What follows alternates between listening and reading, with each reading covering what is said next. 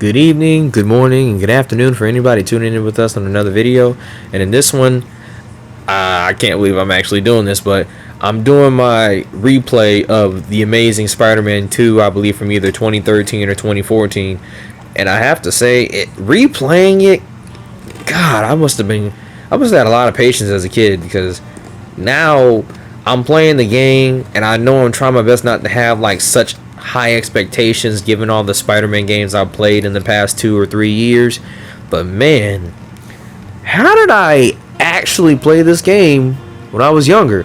And I know I wanted it because the movie had just came out. I had already played the previous game numerous times, and I hate to say this, but this is one of the few games where the previous game was so much better than the sequel. And look, it still carries a lot of the features from the previous game here, but I feel like they tried too hard so quickly because the movie had released and they tried to get the game to release around the same time. And some of the people in the game are here from the movie, and I know like every game they're not all tie-ins to the movie, they share movie features, but sheesh, God, I feel like just rewatching the movie instead of replaying the game. And don't get me wrong, the game was good.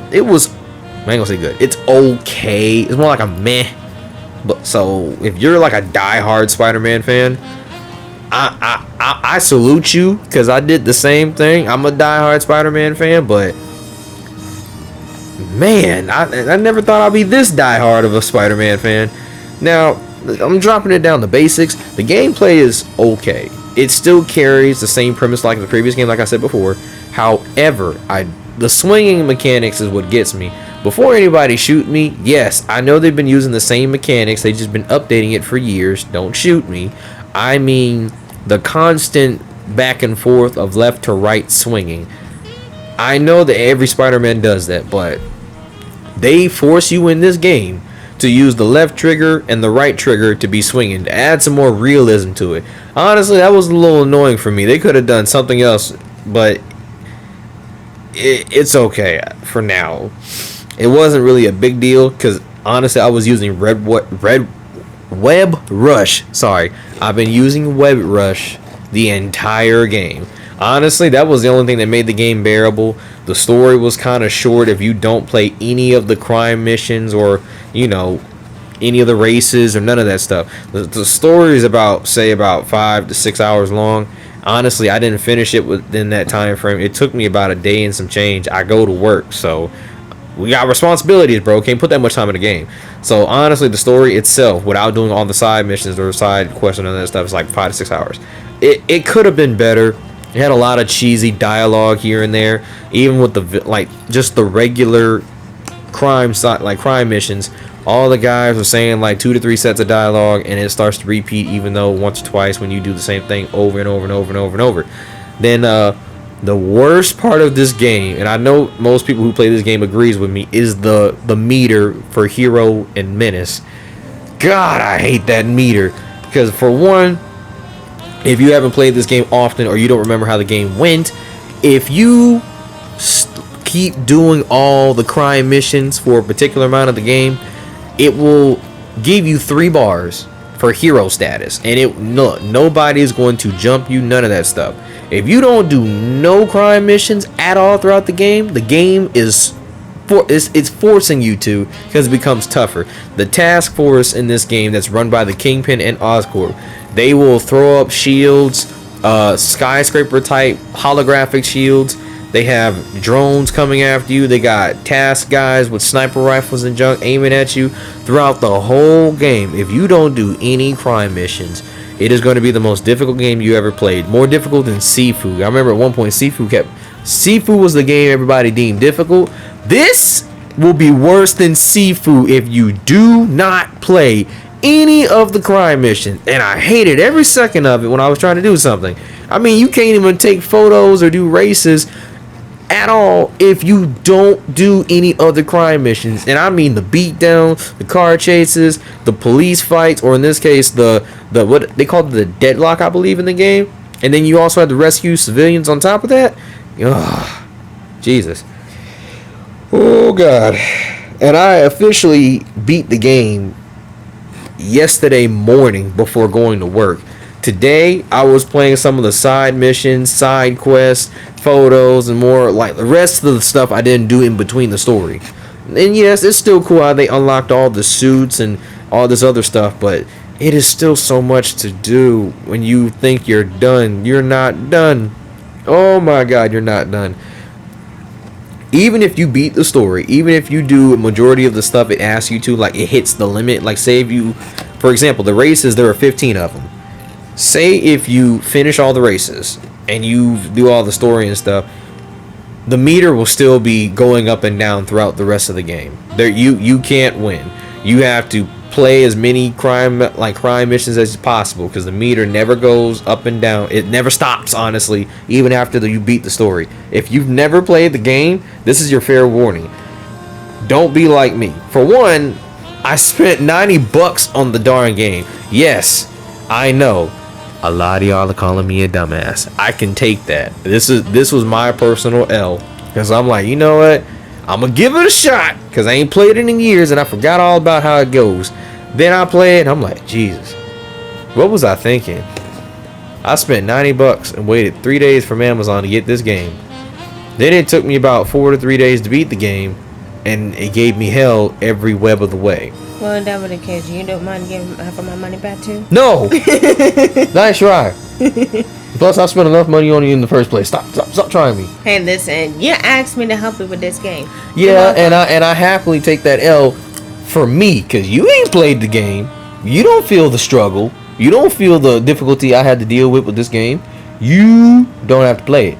You and secondly, want to play it. I know I did it, and I'm gonna add it to the Spider-Man arsenal I got left of the games, because I got a 3, a 4, and a 5. I just got the one for the 3, last month? Now I got this game, then Miles and Peter, and then the sequel I'm getting later for the PS5. I'm gonna add it to the arsenal. Do I want to go all the way back with most of these games? Probably. But if I do, I'm starting with either Shattered Dimensions or Edge of Time. And both of them are almost $100, both of them. Yeah. But for anybody willing to play this game, go in with a giant cup of salt, because you're gonna be disappointed midway through. Now, I will tell you this: one of the few things it does get right in this game, I want to say the villains, because I love Kraven in this game. He's still in that anti-hero phase, and I think the main reason I even thought about this game was because of Kraven. I ain't had nothing on Kraven in the other 2 games I have for Spider-Man. He ain't even mentioned. So now with Spider-Man 2, I feel like I want to do something with Kraven, and I guess I'll do that in the video later. But Kraven was done well. Shocker is a street villain, so yeah, I guess I'll give him that. Kingpin was voiced cringely, but I'll give him that of his appearance. Except here's the only problem I have with Kingpin: the costume is right, his diamond walking stick is fine. Yeah, I don't like the fact that his face looks so chubbier than what it should be. Because, how do I put this? If you look at the 1992 version of the cartoon of Spider-Man and you see Kingpin, his head is more like a shaped, round, jello looking guy. Like, it's perfectly shaped. There ain't no rolls or nothing. It's just like his head is a whole oval. You look at this game, he looked like the female character from Dead Rising 3, the one in the wheelchair trying to stab you with the spork. Oh boy. That's how bad he looks. He looks like he's really fat. He's not really fat. Most of him is muscle. He has quoted 2% of his body is pure fat. The rest is giant muscle. Not to mention, this fool knows kung fu, karate, and sumo wrestling. In the game, he's like a sumo, but mixed with Rhino. Like how Rhino be running at you in Spider-Man, that's what Kingpin does constantly. And on top of that, he guards like a sumo, but he pushes you back like a football player. And I hated the fact that the way you had to beat him was to wait for him to charge into a wall or shock him with, Sonic Blast. It was like, okay. And then when you beat him, he literally falls back into the chair like a fat guy trying to get off the floor. Like, ugh. Like, I was like, oh my god. Kingpin is not fat. This man is swole. And when I mean swole, I mean not cut bodybuilder, but a bodybuilder. Like, he's swole. But nobody want to say that because even in the books he looks kind of chubby, but he's not really chubby. He's pure muscle. Just 2% of it is fat. So I'm like, Jesus, 300 pounds of muscle running at me in full speed. That's what I got. I like the Spider-Man 2018 version of him better. He was actually fighting you like he was boxing you. In this game, he running at you. I think other than Kingpin, most of the villains were okay. Electro was based still from the movie. He was correct. He was still the same. I hated Green Goblin still. I don't care what version. This Green Goblin was worse than the movie adaptation. I still like the movie version better, but I don't like neither Green Goblin, if that makes any sense. Does that make sense? I don't know. It don't make sense? No, actually it does make sense. Okay. If it don't make sense to certain people, let me elaborate. I don't like neither version of Green Goblin in both the Amazing Spider-Man game and movie. But if I had to make a choice, I will happily choose the movie adaptation better, because the game version, it felt like he was so stretched out for like character purposes. It was just forced, and I didn't like it. But you know what? It's okay. That's me. If you don't agree with me, cool.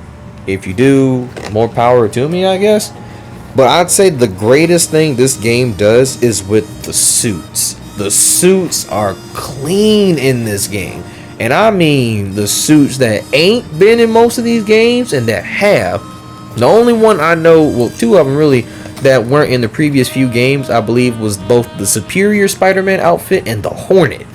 But throughout the game, all these suits are clean. I mean, all of them. Because look, you got the Carnage suit that was a little off for me. I forgot all about that suit. The Carnage suit, when Ben Reilly had got all, maximum carnage and stuff, it's in the game. I actually liked it. The graphics of it was cool. The only problem I had was the fact that the mouthpiece looked like a rubber mask that you could get at the Halloween store. So every time he was talking, it wouldn't move. It was just there. It didn't even move up and down when he still had the mask on. So Like the early Legos animations, early Legos animation before they up it up in 2010s. Yeah, because remember the Legos, they didn't speak. They would just be Especially with animals. Yeah, I won't say with animals like, but like, say if you played Lego Indiana Jones or Lego Harry Potter back in the day, they'd just be making sounds. They didn't really speak. Like, like that was kind of funny, but oh well. But anywho, we're getting off topic. But all the suits are clean. Big Time was clean. They had Miles Morales' suit in here.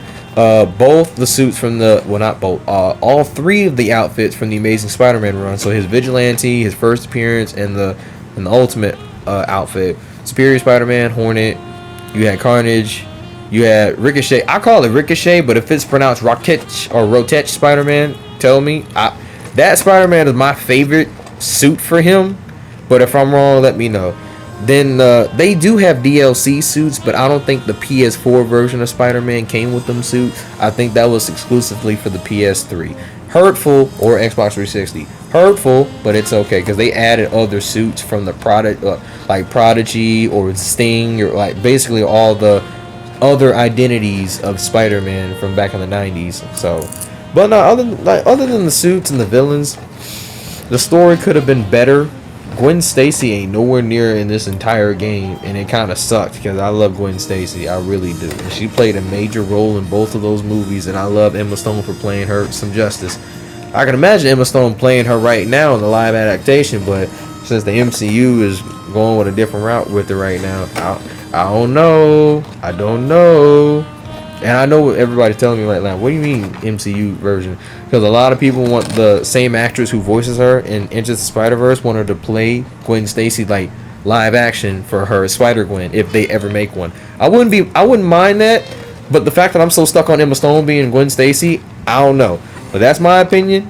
Y'all tell me what you think. If not, we can always just talk. I'm here, it don't matter. But all in all, ooh, Jesus. If you feel like playing this game, by all means, go ahead. But is it worth $90? Hell no. If you found someone to actually have the game, ask them to borrow it. I want to say ask them to borrow it, or if you can find it somewhere better, like a pawn shop, or maybe Second in Charles if you live in Columbus, Georgia, or if it's in other parts of the state, or even where y'all live at. I'm gonna say I don't know, Because in my opinion, this game when it came out was like 50 to 60 bucks. Now on Amazon, it's it's like almost 90. It's literally 90 bucks, so that's what it cost me. But in hand today, this is gonna sound harsh. This game is nothing but like $2 to $3 right now. It's like Advanced Warfare when it came out, like years after it came out, like 2 or 3 years. It became like $5, $6. It should have been $5 to $6 now. Oh shoot, this game right here is like 1 or 2 at this point. I'm sorry, and I hate to drop it down to like PlayStation 2 type games today, where most of them are like maybe, it depends on which one you have. Like for example, Ultimate Alliance on the PS2 is about 50 bucks right now. But if I had to say a game, I'd be like the Bad Boys 2 game right now that was on PS2 at the time, which is now that game was like 50 cents. I don't care. This game is darn near there. So I'm gonna just say tread carefully if you decide to play this game. I wouldn't say it's one of the best up there. It's not even the top 5, but is it fun? Yeah, it has its fun moments, but that's up to you if you have that much patience. I kind of ran out of it midway through the game. And like the only thing that kept me going was these suits. These suits were pretty clean. And I felt like unlocking all of them, and now I have. But all in all, in 2023, playing this game, nah, the expectations are too darn high now. And I like I said, I only grabbed it because of all the Spider-Man things going on out here right now, and it just felt right. But now I'm like, shit, I'm stuck with it. I already beat the game. I got almost everything, and I literally have 10 more achievements left on the game. That's crazy. And initially, there's 47 achievements. I have 37 right now, and it didn't take me long to get all of them. So, y'all tell me your thoughts in the comments below if you feel like telling me. If not, more power to you. It's okay. I guess I have to catch most of y'all in the next video unless you got something to add.